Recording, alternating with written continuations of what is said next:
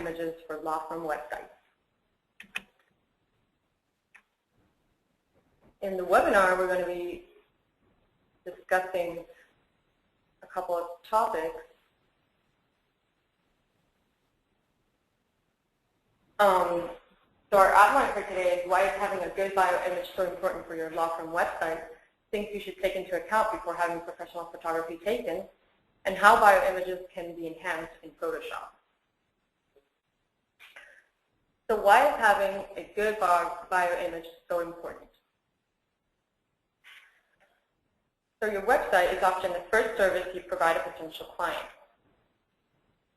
It gives them a preview of your personality, your attention to detail, your ability to communicate, so it's very important to deliver on the promises that you're making on your website. After the home page, one of the most visited pages on your website is the bio page. Potential clients want to know a little bit about you before they contact you directly. This means that the first chance you get to make a good impression comes before you even have a chance to speak or correspond to anyone. So it's very important to make an effort on your bio page. Clients tend to hire attorneys for their knowledge and personality. While it's important to expand on your legal expertise and accolades, you should also spend some time thinking about your image. It pays off to have professional photography taken. Sorry. And it also is important to keep in mind that you should also update it every few years, so your photo at least approximates what your current appearance is. People want to see who they might be doing business with, especially when it comes to sharing the kind of personal and sensitive information that attorneys require to provide a service. There's no need to go to great expense, but try not to use the typical thumbnails with the typical flat green and blue backgrounds that everybody uses. And in some cases, they look like a poor quality scanned image. So try to avoid that.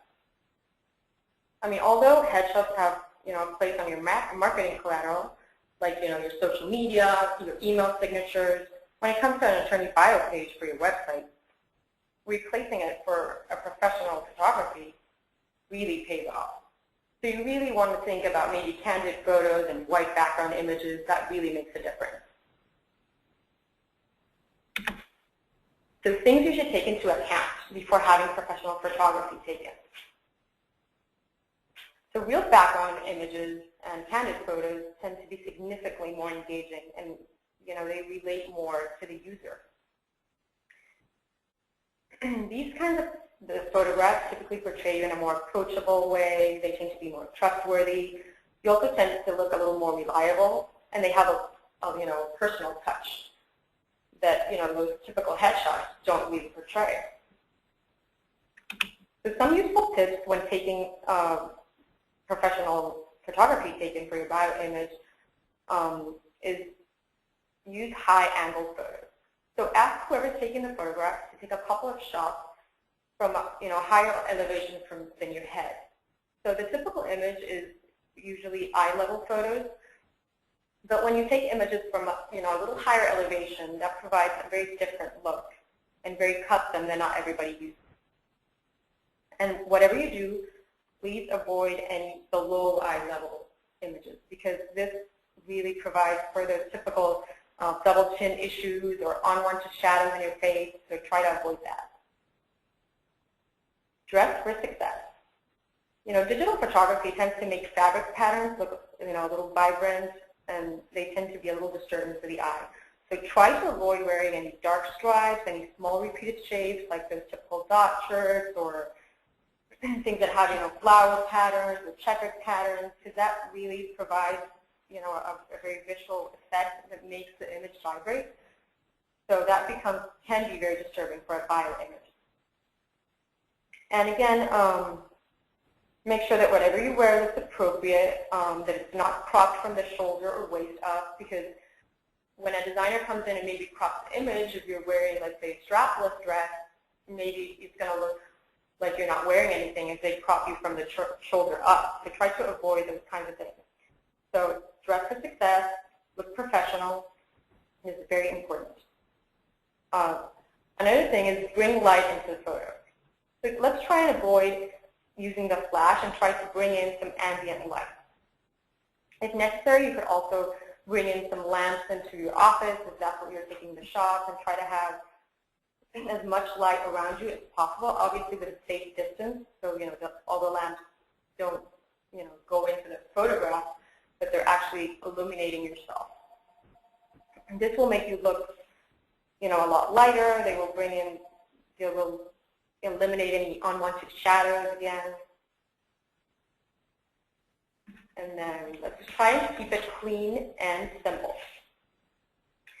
Try to avoid cluttered surroundings. So if you're staging yourself in maybe, let's say, your desk or in an office shot, try to clean up a little bit before you take the actual shot. So if you have a lot of pens and maybe paperwork around your desk, let's try to clean it up and keep it very clean, very simple, and keep the bio image more about you and not have as many distracting elements. Outdoor background. So try taking a couple shots also outside in nature. They tend to be a little more engaging. The natural light is also very favorable for a photographer's eye. And you can also think of taking some shots outside your office building or any nature background. Really looks nice. And as a final tip, make sure to take multiple shots. So ask whoever's taking the photograph to take photographs from different angles in the same pose. And also ask the photographer to keep the background very wide. So when it comes to a designer, the designer has the space to crop if it's needed. So depending on the design you're using this file page, this file photo in, you might need to crop it a certain way. So it's better to have more space than to have to reconstruct background. So the same goes for multiple shots. It's always best to have a variety to choose from than to end up thinking that you should have taken a couple more shots. How bio images can be enhanced in Photoshop.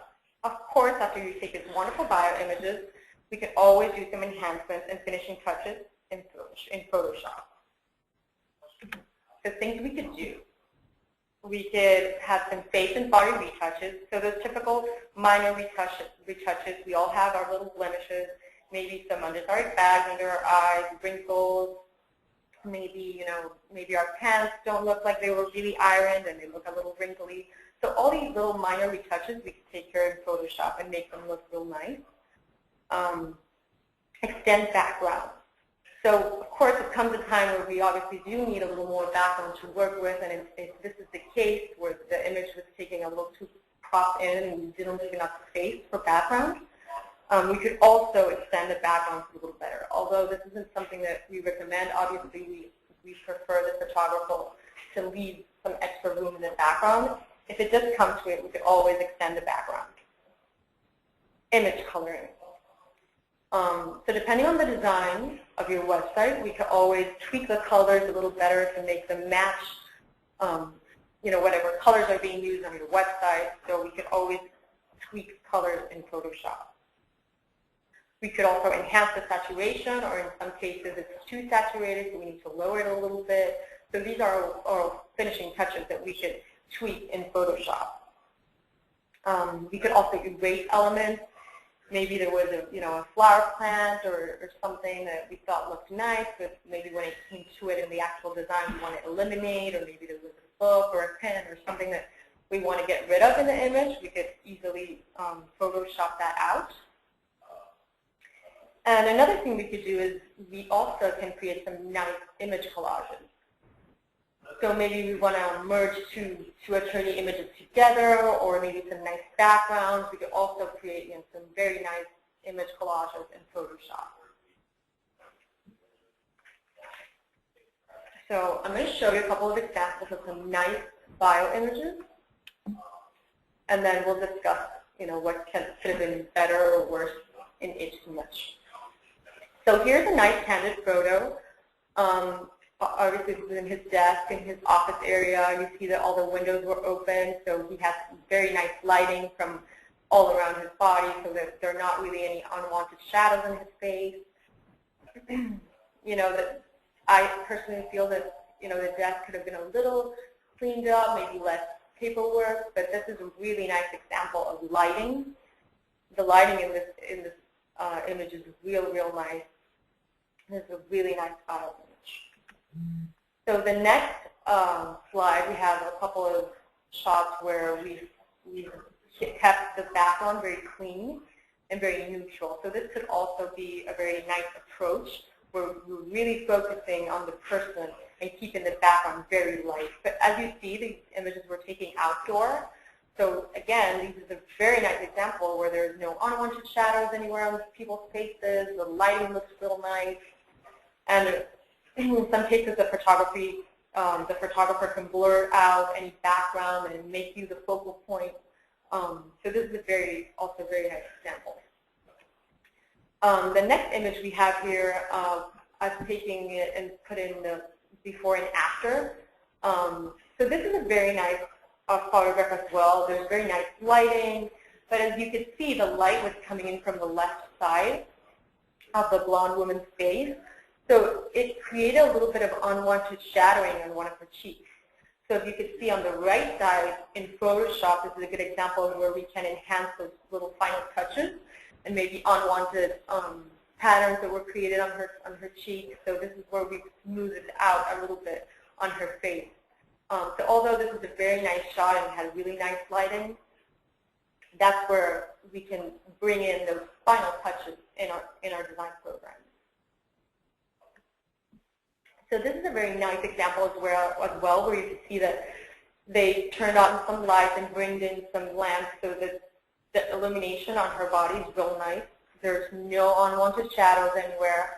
And this is a very good example of where they kept the background very nice and wide. So in the case that the designer wants to crop it, there's space to work with.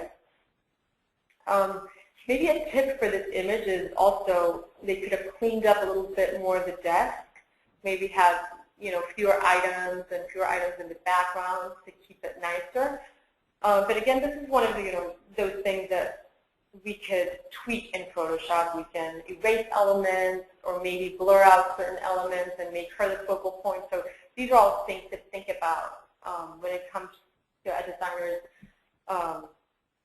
when it comes to the designer that we think that we could tweak to even, to take it to that next level or to actually just make it work with the design that you've prepared.